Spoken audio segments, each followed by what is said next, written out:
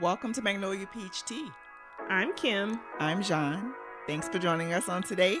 Today we will conclude Country Comes to Town. Let's get back to the tea. Called Everything Big, a Big Building, the City. So he was like, we're in the city? We're like, no, that's not the city. It's just a hotel. But I understand. But yeah, I thought this was the place to be. Yeah, you can drive. At the time it was like 65 maybe on the highway, or was it 70? It might have been 70. And where we're from, 45, 55. 55. That was it. And I was like, I can go over 55. People drive over 55. I thought I was like NASCAR driver. Then what really was hard was driving within the city. These 6, 7, 8 lanes of traffic, and these 18-wheelers not caring that your little Cavaliers on the road was definitely difficult. Little Snow White Cavalier. Exactly. And then let's not talk about it if it rains, because then everybody forgets everything about how to drive. I'm like, what is it about the rain here? It's a disregard for the rain. They don't care anything about the rain. They just keep it moving as though it's not raining. Well, what happens in the snow? No. Besides, the whole city shuts down. The whole city shuts down when the whole state basically shuts down For when 4 there's days. 2 flakes of snow on the ground. Well, to be honest, the same thing in Louisiana. If it But that's snows, different though, because in Louisiana, in my lifetime, I've only seen snow maybe twice in Louisiana. But here in Georgia, it has snowed just about every year we've been here. Yeah. But people still don't get it. Yeah, but rightfully so. I think they should shut it down because Atlanta is such a mix of cultures, people coming from different countries, and driving experiences are different. It's probably best that they shut it down because, man, these folks cannot drive on a regular day, on a sunny day. I mean, even like last night, night before last, coming back from Atlanta. I mean, it was like accident after accident, and people are running into the back of each other. How do you do that on 85? Yeah. How do you do that? Definitely. Yeah. So that the hills and traffic and just how big Atlanta is was like one of the biggest surprises to me when I moved down here. Yeah. I was like, wait, driving through the city, we're still in Atlanta. I'm like, 85 goes straight through, and I'm like, this is still Atlanta? This is so big. Yeah. I mean, and then not to mention going downtown and seeing like the buildings one on top of each other, just so close in proximity. Man, I was like, okay, I could do this. Now, another thing that kind of threw me about being here is accidents. Because back in Louisiana, somebody has an accident, a car accident. Oh, they make a phone call and Poogie and them come and pull them out the ditch, and they, it's all done. We finish with it. Out here, we stop in 7 lanes of traffic. Yep. We got the ambulance, the fire, everybody's out here. And then when you finally pass that accident, you notice they pop the fender in, and that you just want to yell out the window, just pop it back out. And we can keep it moving. You didn't have to stop traffic for 4 hours because you got a little bump in the fender. They will shut it down. They shut it down. Oh, let's not talk about the difference with road work. That was something. Because back in Louisiana, there's road work every time we go home. There is road work on the same road. The exact same road. Same overpass. So I'm like, in my head, I mean, in the time span in which we go home or we're going home, I didn't think was a lot. No. I mean, it was like almost yearly. Right. When mom and dad lived there, we were going there at least once a year. At least once or twice a year. Right. And the same part of I-10 was always under construction. I'm like, oh my goodness, what is going on? The road conditions, Louisiana versus Georgia. When I tell you potholes, Louisiana just had rough roads. Right. Just rough. I don't know where they were getting the asphalt from. I don't know where they were getting the dirt from. I don't know. Maybe it was because the soil is too moist. I don't know. But the potholes here in Georgia? Craters. Oh, my goodness. The whole front fender of your car gonna fit in it. I'm like, what is going on? Don't y'all see this? Y'all don't see this hole? What are y'all doing? They don't see and it. And then the thing that I noticed here in Georgia is they will fill a pothole when it's raining. Exactly. It's raining. How, Sway? Yeah. How? Not to mention you, again, shutting down 7 lanes of traffic to fill up that one pothole. Yep. Yeah. But at least in Georgia that I've noticed, when there's major road construction, they will do it at night. True. So that daytime traffic. It's not affected. Now, it's still going to be traffic, but it's just not going to be traffic because of construction. Yeah. It's going to be traffic just because it's 3:00 in the afternoon on a Sunday and it's traffic. Yeah. I would have to say that's another thing that kind of like threw me about being in the quote unquote the city. There's traffic every day, all day. I'm like, where are these people going? Yeah. Louisiana, traffic starts about 4:30, 5:00. Right. Yep. Georgia, traffic starts about 1:30, 2:00. Yep. It goes till midnight. Man, you better get to where you need to get to. Cause always add 30 minutes. Always add 30 minutes. Yeah. Yeah.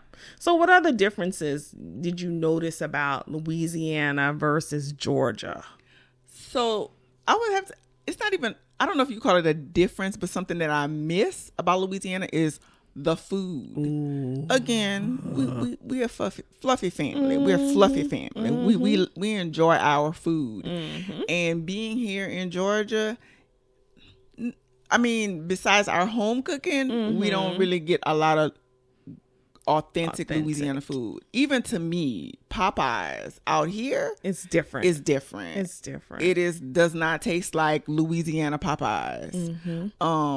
What they quote unquote Louisiana kitchens out here, yeah, they throw seasoning or cayenne pepper on it and call it Cajun or call it Louisiana cooking. I definitely miss the food. Yeah, I do too. I'm a big foodie anyway. So, I mean, I'm a seafood girl, my crawfish, my blue crab. I miss it all because here it's either you get it frozen or previously, frozen, or you have to pay like wads and wads of money. I mean, like to get a sack of crawfish out here, I think last time we priced it, it was like $180 to have it, authentic Louisiana live crawfish.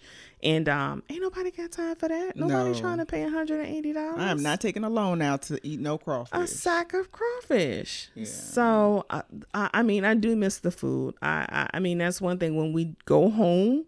I mean, that is a must. We're making a list. Okay, we're going to stop here. We're going to stop there. We're going to stop here because I got to do that and get my daiquiri. And definitely get a daiquiri. Because, man. Even the Fat Tuesdays out here is different. I've never been a Fat Tuesday. I don't even want to waste my time. Yeah. I don't want my palate to change. It's it'll satisfy that need or want, but it's still not the same. On the other hand, being here in the quote unquote city that has opened up opportunities for us to try different foods that we would normally not eat. We once again stuck in time. Yeah. So back home at that time, I mean, there were no other cultures other than Acadian, Creole culture, right. Cajun culture. So outside of that, I mean, had we not moved to Georgia, we would have never experienced any African culture, big, heavy, thick African culture out this way. Authentic Mexican. Exactly. Would have not experienced that. Any Puerto Rican food or just the Puerto Rican culture, none of that. So, or even just fine dining. Like where we're from, there's really one restaurant. It was quote unquote fine dining at the time. And then I think right now it's a pizza place. But not. Yeah. Fine dining, but not. Right. Not fine, but fine. Yeah. So we definitely miss the food. We try our best to have a taste every now and then, but definitely miss it. And I miss the ability, because we're, once again, farm country girls. So, my dad was heavy into fishing. So the ability just to go out catch fish, come back home, fry it up. I mean, well, I don't miss that. Well, you don't, but I'm a seafood girl, so I like the fried fish, the fried shrimp. Seafood. It's just the fresh fish. Oh, come on, Sean. Oh, it's so good. In that brown paper bag, girl, stop.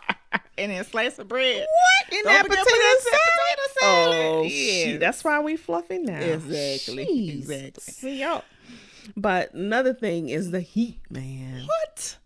There's a different type of heat. Louisiana heat versus Georgia. Mm-hmm. We were here. I think maybe we were here for like 6 months. Here for 6 months and went back home for like our first visit, and it was summertime, and there was a family reunion going on, or family day or something, and girl, people were sitting outside under the tree like there was a breeze going. I sat out there and there was no breeze. It was like a blow dryer was blowing hot air. Right. And I'm like, don't y'all feel this? Nobody don't feel this? It was so hot. It was so, the air was just so thick with heat, and everybody was just sitting there like it was nothing. Like it was nothing. And I was dying on the inside. I said, oh, absolutely not. I got to go. Right. Yeah. The heat is something different. But again, when you're immersed in it, you really don't know that there's something different. And then you move to Georgia, and what they seem to think is hot, you're like, yeah, this is it's not hot. You ain't never experienced hell. So you sat in Louisiana, and Right. I'm not talking about like May, June. I'm talking about August, July, August, September heat. I mean, like Humid heat. man. Yeah, definitely different. I will take Georgia heat over Louisiana heat Anytime. any day. Anytime. Any day. But hometown businesses in Louisiana, in our small town, zero. Right. Absolutely zero. Yeah. It didn't exist. So we had a Walmart at one point, and I don't know what had happened. I truly don't know what had happened either, because every time I went to that Walmart, it was busy. Yeah. So there was business. Yeah. But I don't know why it didn't succeed. That was the first time I ever saw a Walmart not succeed. Yeah, and I mean, it was one of the smaller Walmarts. It was before whole you got the market, whole yeah. super Walmart and the whole grocery side into it. It was just kind of like the department store type of Walmart, right? No food items or anything like that. So I mean, and that's what our city had. And like John said, it seemed as though it was flourishing. It was, right. It was making business because there was always people in it. And then the other big business that we had was Fruit of the Loom. Oh, yeah. And it seems like once Fruit of the Loom pulled out of our city, that was it. That's it. I mean, there's no major like grocery chains. You don't have, like, there was a Winn-Dixie that closed down. There was a Piggly Wiggly. I think that closed down too. Yeah. So like there's like a local grocery store now. So that's it. I mean, when I say stuck in time, I mean nothing is really flourishing or growing except the grass in the street. That's it. That's it. There's grass in the road. Some will say that history says that the city is cursed. I mean, the way things are, I'm inclined to believe that. Right. Because, I mean, it has made no real progression. Every city seems like around it is growing and, flourishing. But you know what? In our hometown, there was one home business that, I don't know if it's still there, but it flourished. It was the flower shop. Oh, yeah. It was the flower shop. Yeah. And that flourished only because it was your only place to get flowers for funerals, because we had two funeral homes. We have two funeral homes. But I don't recall any other businesses remaining that were successful. This flower shop was successful. Yeah, and now don't get me wrong, we've had businesses. I mean, we've had furniture stores, nothing like really main. It's not chain. like Ashley or Rooms to Go. But we've had small furniture shops or what else has come through? We've had a lot of restaurants. Yeah, I mean your pizza places.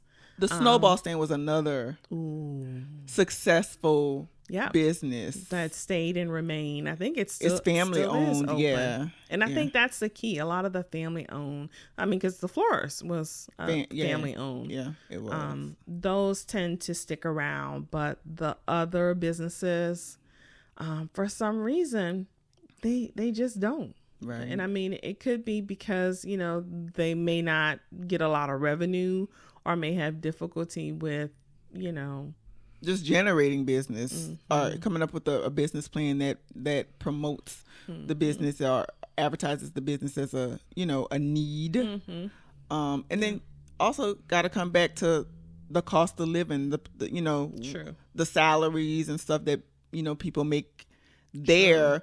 May not really call for fresh flowers or True. expensive, sturdy, resilient furniture. True.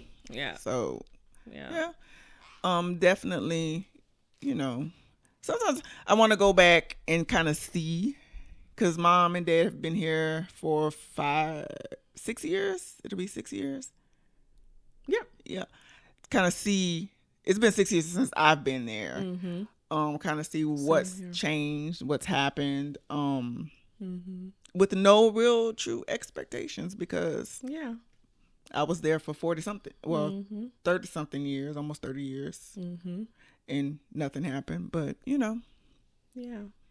but here in Atlanta, I can say for the 19 years I've been here, every single thing has changed. If there is a tree, they will cut it down. They will cut it down to build a shopping center, a apartment complex, a storage mart.